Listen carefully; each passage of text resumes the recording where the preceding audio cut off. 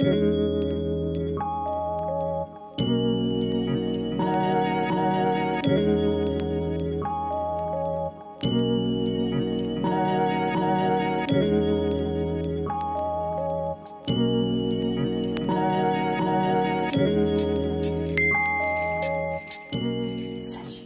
à tous, j'espère que vous allez bien. On est aujourd'hui le jour de la rentrée, lundi 4 septembre, et j'ouvre un nouveau vlog. Comme d'habitude, je tiens à ce qu'on remarque que nous sommes un lundi et que j'ai ouvert mon vlog un lundi. C'est si rare que je tenais à le préciser. Je viens à l'instant en fait de clôturer le vlog précédent. Et du coup j'enchaîne, je l'ouvre tout de suite. Dans le vlog précédent, je le clôture en vous disant que j'ai un énorme coup de cœur pour Dans la forêt des larmes. Je le redis en ouverture de ce vlog parce que vraiment il ne faut pas passer à côté de ce roman Nature Writing. Voilà, n'hésitez pas à aller voir le vlog précédent pour connaître un peu plus l'histoire ou d'aller sur Instagram pour voir ma chronique. Roman absolument incroyable, merveilleux, énorme coup de cœur pour le dernier Glendy Vandera. Je tiens à préciser que je n'avais pas eu un coup de cœur pour celui de l'année dernière. Il y en a énormément qui avaient eu des coups de cœur. Pas moi. J'avais trouvé que c'était une histoire fantastique, extrêmement bien écrite, avec une énorme sensibilité. Bah alors là, pépite. Sinon, hier soir, j'ai attaqué et terminé un roman. J'ai attaqué Nos et moi de Delphine de Vigan, qui est dans ma palle depuis bien trop longtemps. J'ai décidé de lancer un petit challenge sur Instagram, c'est-à-dire de terminer une saga qu'on a en cours et lire les 3 plus vieux livres de sa palle avant la fin de l'année. Et Nos et moi faisait partie de ces 3 livres qui sont dans ma palle, des 3 plus vieux livres qui sont dans ma palle. Il y a celui-ci, il y a Fabrique des poupées de Elizabeth McNeill et il y a La promesse de l'aube de Romain Gary.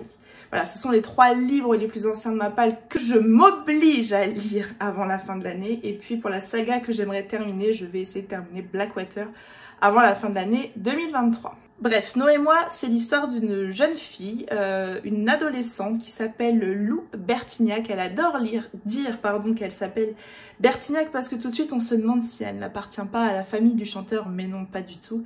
Voilà, Lou Bertignac, elle a sauté 2 classes, elle se retrouve au lycée alors qu'elle ne devrait pas y être.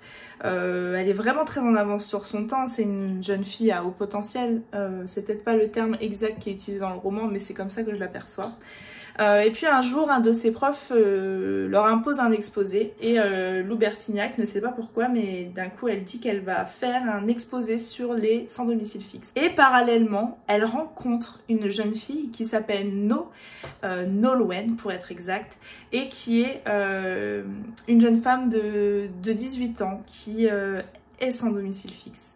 Et elle va rencontrer cette jeune femme rongée par la solitude, rongée par une vie qu'on ne devrait pas vivre,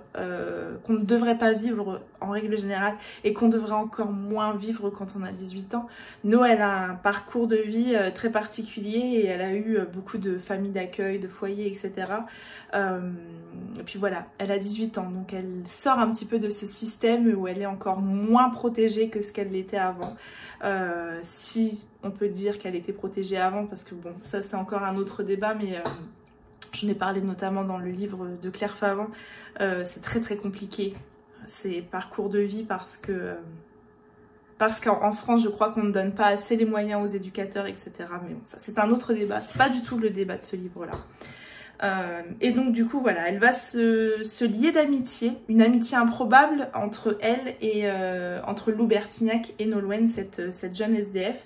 Et elle va tout faire pour l'aider, elle va construire son exposé autour d'elle et elle va tout faire pour l'aider. Nolwenn, c'est une jeune femme qui est instable, qui des fois ne vient pas au rendez-vous que lui donne Lou, etc. Et puis on suit également l'histoire, il n'y a pas que l'histoire de No, il y a aussi l'histoire de Lou, parce que l'histoire de Lou, elle est aussi particulière, elle a eu un drame dans sa vie, et évidemment ça rentre dans l'histoire du livre. Qu'est-ce que je peux vous en dire? Je peux vous en dire que j'ai bien aimé, mais peut-être que je m'attendais à plus. C'est le 2e roman que je lis de Delphine de Vigan. Et les 2 fois, écoutez, j'aime bien, mais je suis pas transportée. Je suis pas transportée comme souvent comme je pense l'être, comme j'aurais pensé l'être en fait. Parce que souvent je vois des critiques dithyrambiques sur les romans de Delphine de Vigan, alors peut-être que j'ai pas lu ces deux meilleurs, j'en sais rien. C'est une belle histoire, c'est une très belle histoire, c'est bien écrit, mais voilà, c'est pas une histoire qui me marquera à vitam aeternam. Alors c'est très court, ça fait 250 pages, je vous dis, je l'ai lu d'une traite. C'est très bien écrit, elle parle très bien des sentiments humains, ouais, c'est un livre très moderne, une plume très contemporaine. J'aime beaucoup, mais je suis pas non plus transcendée comme je m'attends à l'être en fait avec un Delphine de Vigan, parce que j'ai l'impression, alors c'est soit je passe à côté, soit j'ai pas lu ces deux meilleurs, je ne sais pas. Dites-moi un petit peu vous ce que vous pensez de la plume de Delphine de Vigan et quel est votre roman préféré de l'autrice. Quel roman il faudrait absolument que je lise pour être transportée par cette plume. C'est pas du tout une... Enfin, j'ai l'impression que ma critique elle est négative, alors que pas du tout, c'est un livre positif, hein. J'ai bien aimé ma lecture, mais peut-être que j'en attendais plus. Voilà ce que je pouvais vous dire sur No et moi de Delphine de Vigan. Cette semaine démarre le challenge en lit des graphiques que j'organise avec Phone Book, donc c'est un graphique par jour pendant une semaine. Le premier graphique que je sors de ma palle c'est Heartstopper, le tome 2 d'Alice Oseman. Je l'ai un petit peu attaqué pendant midi. Il fait un peu plus de 300 pages, donc je l'ai eu la moitié et ça se lit quand même extrêmement vite, un Heartstopper. Donc voilà, ça sera mon graphique du jour. J'aime beaucoup cette histoire entre ces deux adolescents, entre Nick et Charlie. Charlie, ils sont donc lycéens. Charlie, il est homosexuel, il a fait son coming out. Et puis un jour, il rencontre Nick. Alors au début, ils sont en soutien ensemble, il me semble. Et puis ils se lient d'amitié, voilà.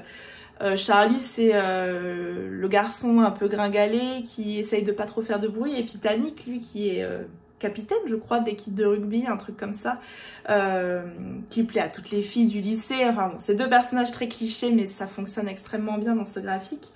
Et puis finalement, petit à petit, Nick il va développer des sentiments pour Charlie. Mais il comprend pas ce qui se passe parce qu'en fait, Nick pour lui, il est convaincu qu'il est hétérosexuel. Et donc voilà, dans ce tome 2, on retrouve ces deux personnages. Charlie qui tente de rassurer Nick et Nick qui fait que de s'excuser parce qu'il assume pas pleinement en fait ce qui se passe dans son cœur d'adolescent et il comprend pas. Et pourtant, il peut pas lutter contre ce qu'il ressent pour Charlie. Enfin voilà, je trouve que c'est une très jolie histoire, Heartstopper. J'ai adoré la série sur Netflix. Je n'ai regardé que la saison 1 pour l'instant. Là, je crois qu'on est toujours dans la saison 1 parce que pour l'instant, tout ce qui se passe dans ce tome 2, je l'ai vu sur Netflix. Donc voilà, je voulais pas regarder la saison 2 de peur de me faire spoiler, mais finalement, je crois que ça correspond aussi à la saison 2.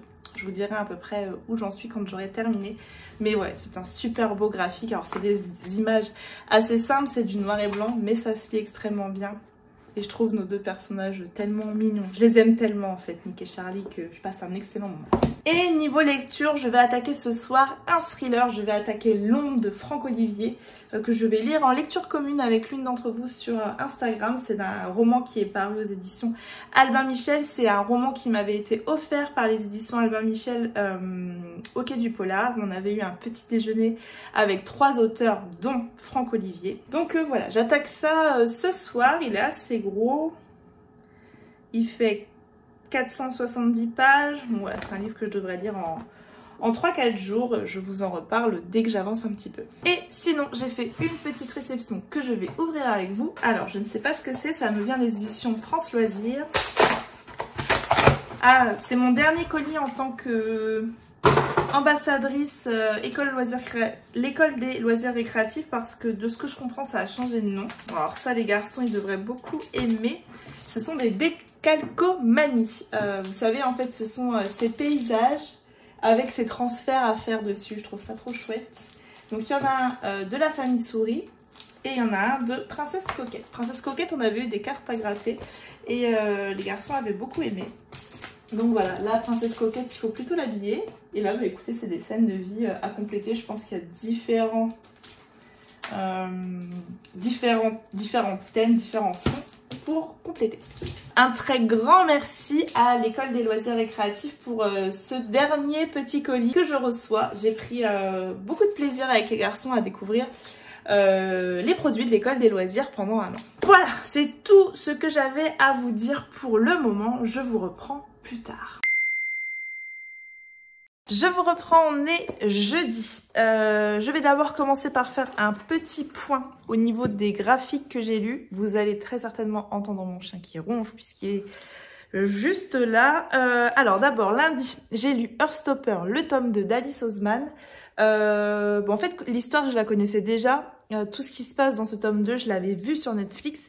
Je crois que je vous l'ai déjà dit, mais je sais pas trop en fait à quoi correspondent les tomes par rapport à la série. Bref, écoutez, j'ai beaucoup aimé ce tome 2. J'adore Nick et Charlie, j'adore ces deux adolescents, ces deux lycéens. Je les trouve très touchants. Je trouve Nick d'une très grande, je sais pas comment dire, sensibilité. Il est plein de questions, il comprend pas en fait ce qui arrive. Il est persuadé depuis toujours d'être hétérosexuel et voilà, il est complètement perdu par rapport à ce qu'il ressent pour Charlie, pardon. Et à côté de ça, on a Charlie qui, lui, est d'une bienveillance incroyable, d'une patience incroyable. Lui, il a fait son coming out depuis longtemps. Il a la chance, parce que, hélas, c'est une chance, encore en 2023, mais que ses parents soient très ouverts, sa famille soit très ouverte. Et il a pu faire son coming out dans une atmosphère plutôt sereine. Et ici, Nick, lui, en parle à sa mère. Et pareil, cette partie-là m'a extrêmement touchée. Je trouve qu'elle parvient, avec ses petits dessins en noir et blanc, à nous transmettre de très belles émotions à Alice Oseman. Donc voilà, j'ai beaucoup aimé Heartstopper, le tome 2. Je vais aller me chercher le tome 3 et 4 pour avancer et être à jour. Ensuite, mardi, je m'en mêle les pinceaux, j'ai lu Coquelicot de Fanny Vella. Coquelicot, c'est l'histoire d'Emily qui est une jeune fille qui a la sensation que son corps est sans cesse en train de la trahir, qui ne parvient pas à mettre un tampon lorsqu'elle a ses règles, qui ne parvient pas à se laisser embrasser par un garçon au début et qui a des gros blocages lorsqu'elle a des relations sexuelles un peu plus tard. Elle s'énerve, elle est en colère après son corps, elle se force du coup à faire des choses qu'elle ne devrait pas faire. Elle s'oblige à avoir des relations sexuelles en se disant que ça va passer, que son corps, il faut que c'est elle qui décide et pas son corps qui bloque tout. Bref, c'est une très chouette bande dessinée, c'est un très beau graphique que nous présente ici Fanny Vella qui m'a énormément émue, énormément touchée. Elle a un énorme blocage, Emily, et on comprend après pourquoi elle a un blocage. Et en fait, on comprend que son corps lui envoyait de nombreux messages depuis de nombreuses années et que peut-être elle s'est pas écoutée. Et à la fin, elle s'excuse auprès de son corps et elle lui dit que maintenant, elle va prendre soin de lui. J'ai trouvé le message très fort, très poignant. C'est des sujets qui sont pas toujours abordés. Voilà, une fille qui a pas envie d'avoir des relations sexuelles, on va dire qu'elle est frigide. On va se foutre de sa gueule parce que elle en a envie, mais elle y arrive pas. Alors on va dire que c'est une allumeuse. Enfin, il y a tous ces sujets-là que défend Fanny Vella. Je peux pas vous dire le pourquoi du comment Emilie a un blocage, ça serait dommage, ça serait vous spoiler l'histoire de ce graphique absolument magnifique. Mais il y a beaucoup de choses à dire. Elle dit beaucoup de choses, Fanny Vella, dans celui-ci. Et ouais, j'ai été très émue, très touchée. C'est un très beau graphique que je ne peux que vous conseiller. Attention quand même, âme sensible, il y a un petit spoiler alerte à la fin avec les thèmes abordés et on a automutilation, dysmorphobie, dépression, malnutrition, viol. Bref, les dessins sont magnifiques, absolument magnifique. Elle a un très beau coup de crayon et l'histoire, elle est importante. C'est le genre de livre que j'ai envie de mettre dans les mains de beaucoup d'adolescentes. Alors, une adolescente qui est déjà un petit peu plus expérimentée, mais c'est important en fait. C'est important parce que je pense qu'il y a beaucoup de jeunes filles qui sont dans ce cas et qui ne comprennent pas ce qui leur arrive. Et voilà, il est très important ce graphique-là. Un très grand bravo à Fanny pour ce chouette graphique et un grand merci de nouveau à elle et aux éditions Le Duc de m'avoir fait confiance. Et hier, j'ai attaqué, mais j'ai pas terminé, Née rebelle aux éditions Demain, jeune fille au point levé. Alors, on a 5 histoires dans ce graphique-là, 5 histoires de jeunes femmes qui ont des parcours de vie absolument incroyables. J'en ai lu 3 hier. J'ai d'abord lu celui de Malala Yousafzai, qui a qui a tenu tête à l'oppression des talibans au péril de sa vie. Son histoire est absolument incroyable. Il y a vraiment des humains sur Terre qui ont un courage et une détermination sans faille. Il y a Greta aussi qui va avoir une ambition démesurée et tellement louable de sauver la planète qu'on est en train de flinguer et qui va se mettre en danger. De toute façon, enfin, je crois qu'elles se mettent toutes en danger. Ces femmes avec, ces jeunes filles avec une ambition incroyable, une détermination sans faille et qui ont des combats tellement beaux et tellement nobles. Je les admire. Je peux être qu'admirative par leur courage, leur détermination sans faille. Et j'ai également lu hier l'histoire de Yousra Mardini, championne de natation syrienne, bravant tous les dangers pour sauver des réfugiés. Et pareil, en fait, quand tu lis ça, tu te dis, mais je lis un roman. Mais non, en fait, tu lis des histoires qui existent vraiment, des personnes qui existent vraiment. Et je les trouve incroyables. La deuxième histoire que j'ai lue, c'est celle de Greta. Et alors, les dessins, c'est quelque chose. Hein. Je les trouve absolument fabuleux. Je vais vous donner le nom de l'illustrateur pour celui-ci. Dessinateur Jérôme Gillet, alias JG, est un illustrateur, animateur 2D et auteur de BD. C'est celui qui a fait La boîte à musique, c'est une bande dessinée que j'ai dans ma palle, qui est très très jolie. C'est pour ça que j'ai le premier tome dans ma palle, parce que j'avais craqué sur les dessins. Enfin bref, voilà. Pour l'instant, j'en ai lu 3 sur 5 des histoires. Je terminerai les 2 aujourd'hui. Il me reste Emma Gonzalez, rescapée d'une fusillade dans un lycée et figure de la lutte pour le contrôle des armes aux USA. Et l'histoire de Melati et Isabelle Wijsen, écolières en guerre contre la pollution en Indonésie. Il y a des messages très très forts, très très puissants dans ce graphique et pareil, à mettre dans les mains en fait, comme pour Coquelicot, de plein de jeunes femmes. Ça met une claque en fait, ce genre de graphique. Ça m'a mis une grosse claque. Enfin voilà, je la terminerai aujourd'hui et je vous en reparlerai très certainement la prochaine fois que je vous prends, mais vraiment incroyable. Sinon, j'ai fait une petite réception que je vais ouvrir avec vous. Alors, ça me vient des éditions Le Duc. Oh, bah, dis donc, on est gâtés. Alors, d'abord, j'ai Livre Oracle de Lulumineuse. J'avais déjà reçu un livre d'elle par les éditions Animae, Le choix de soi. Il est grand temps de te choisir. Si tu as appris ce livre oracle, c'est ton intuition, ton toi intérieur qui t'y invite. Une aide précieuse au quotidien, mais bien plus encore. Ce livre t'accompagne dans les différentes périodes de ta vie grâce aux messages précieux et précis qu'il contient. Chaque phrase et chaque guidance te donne de la hauteur et t'aide à conscientiser les épreuves de la situation pour les transcender dans la conscience du cheminement vers soi. Voilà un petit peu comment se présente l'intérieur.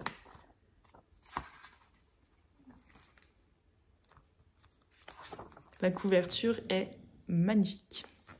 Ensuite, j'ai Sacrée Femme, le guide de référence pour guérir le corps, l'esprit et l'âme de Queen Afua.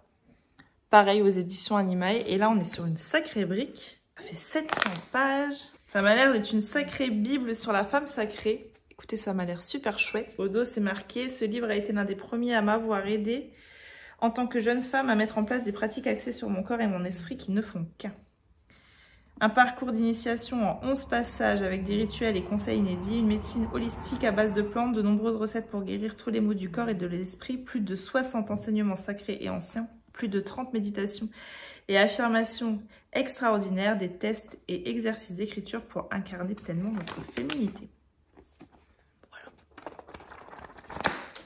Et pour terminer, un oracle, l'oracle des sorcières novices, écrit par Francesca Matteoni, illustré par Elisa Macellari. Je vais l'ouvrir. Nous avons tous besoin d'un peu de magie positive dans nos vies. Grâce à cet oracle, apprenez à reconnaître et maîtriser le pouvoir qui se trouve tout autour de vous.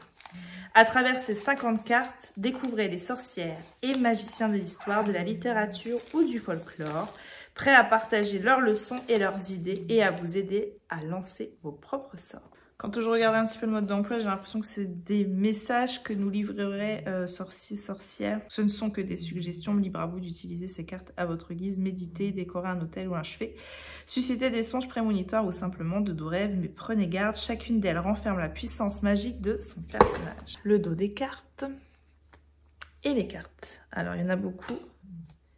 La sorcière d'Andorre, les 3 sorcières, la fée Morgane, Baba Yaga.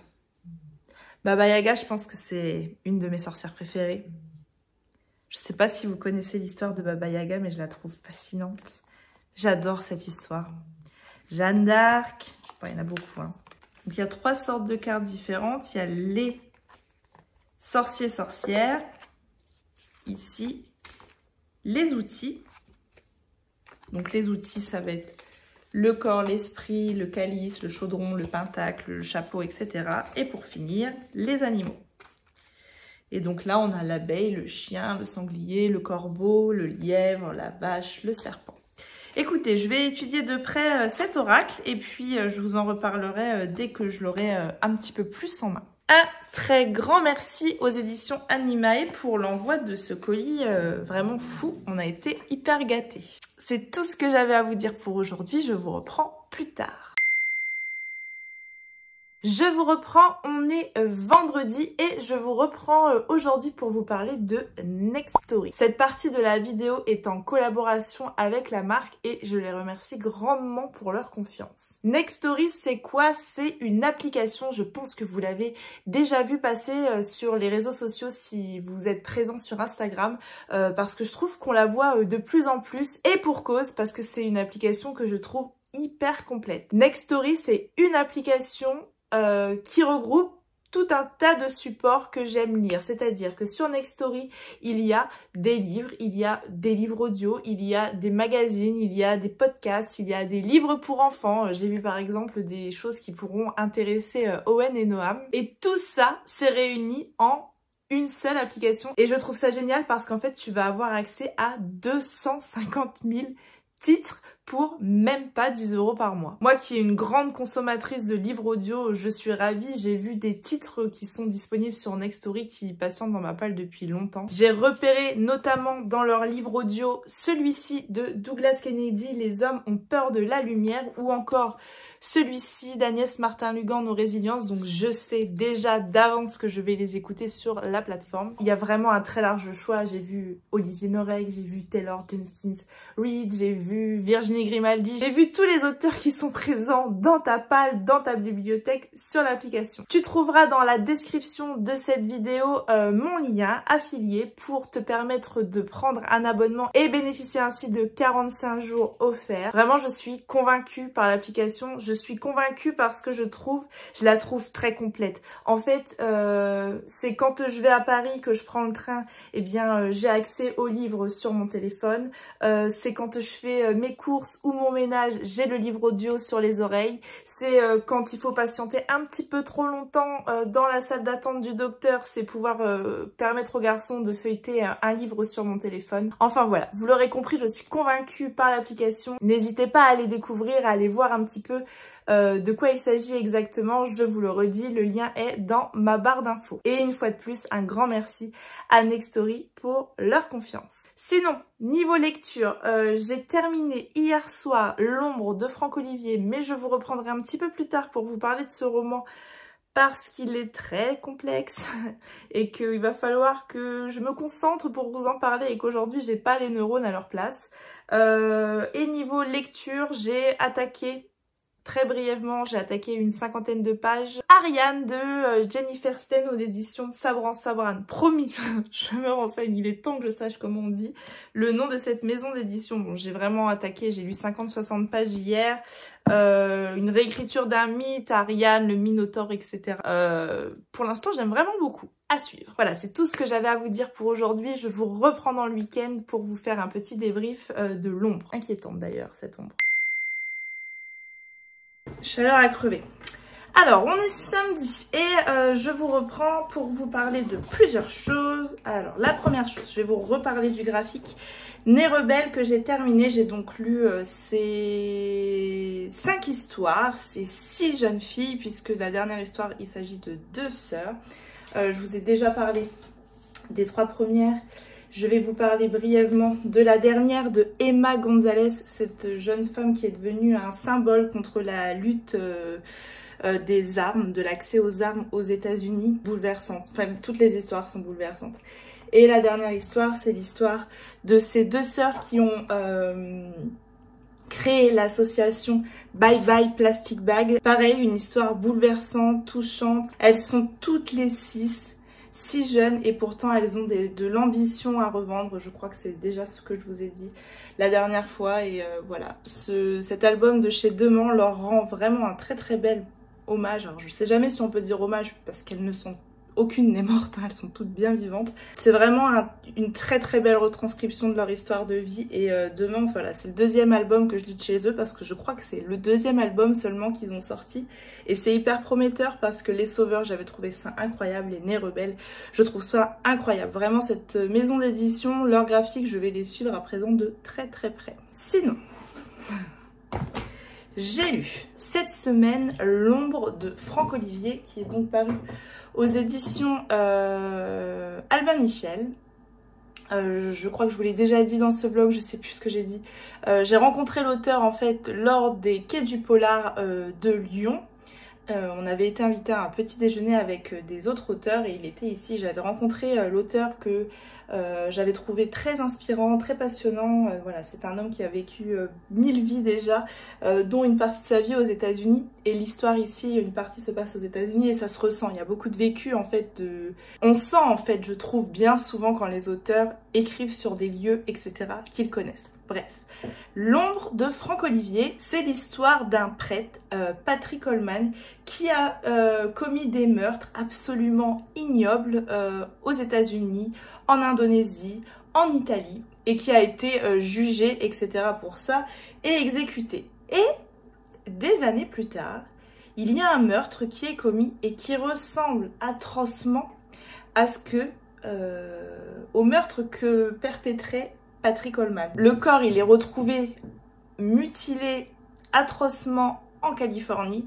Et voilà, la question se pose, est-ce un émule, est-ce un admirateur de Patrick Holman qui vient de commettre ce crime ou y a-t-il autre chose? Mes cheveux m'enquiquinent ce matin. L'agent spécial, Michel Ventura, une femme enquêtrice géniale, va mener l'enquête et elle va appeler sur cette enquête-là un profiler très célèbre, une starlette presque, j'ai envie de dire, qui s'appelle Nicolas Foster, qui a écrit des livres à succès. Voilà, c'est vraiment une star dans son domaine, pour l'aider à mener l'enquête. Sachant que ce fameux Nicolas Foster a été un jour proche de Patrick Holman, proche et puis finalement plus tant que ça, puisqu'en fait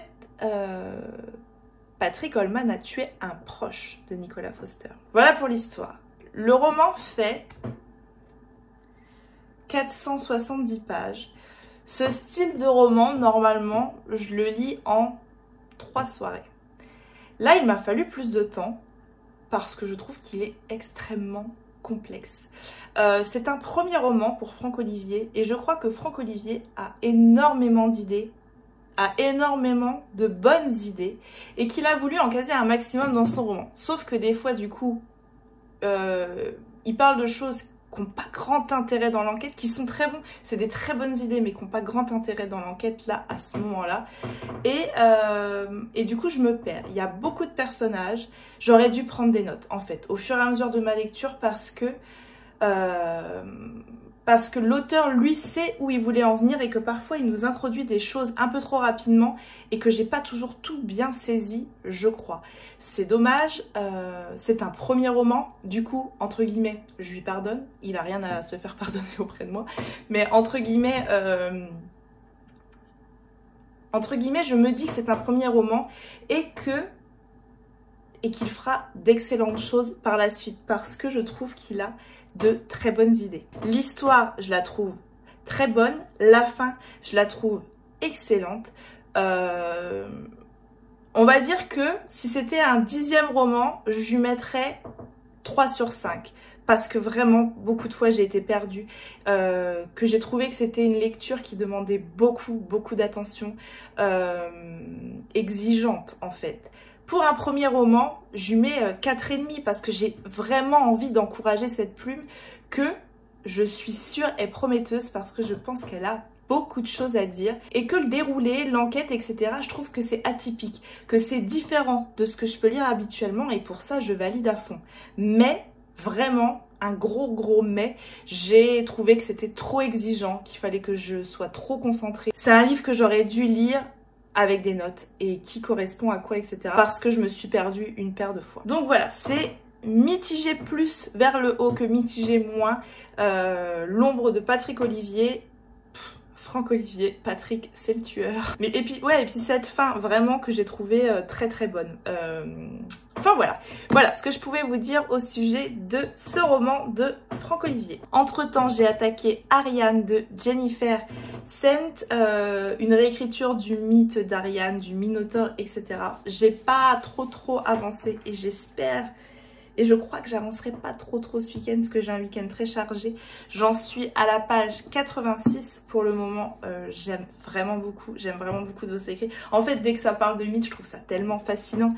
C'est presque facile en fait de me convaincre avec un livre qui parle de mythe, à part si c'est extrêmement mal écrit. Mais ouais, je trouve ça tellement fascinant cette mythologie que je suis embarquée. Niveau du challenge, on lit des graphiques. Je n'ai pas relu de graphiques depuis Né Rebelle. Jeudi et vendredi ont été des journées extrêmement chargées, donc j'ai pas eu le temps de lire et le soir c'est vrai que je me suis concentrée sur l'ombre de Franck Olivier. Mais je lirai quand même 7 graphiques. Ce sera peut-être sur un petit peu plus d'une semaine, mais je lirai mes 7 graphiques. Voilà, du coup c'est tout ce que j'avais à vous dire pour le moment. C'est même tout ce que j'avais à vous dire pour ce vlog. Ayant un week-end très chargé et un début de semaine qui s'annonce aussi très chargé, je ne sais pas quand j'aurai le temps de vlogger de nouveau, donc je préfère clôturer ce vlog ici pour pouvoir vous la proposer assez rapidement sur YouTube. J'espère comme d'habitude que cette vidéo vous a plu. Merci de prendre le temps comme toujours de liker, commenter ou partager votre instant de visionnage sur les réseaux sociaux. Moi je vous reprends très vite dans un nouveau vlog. Je vous fais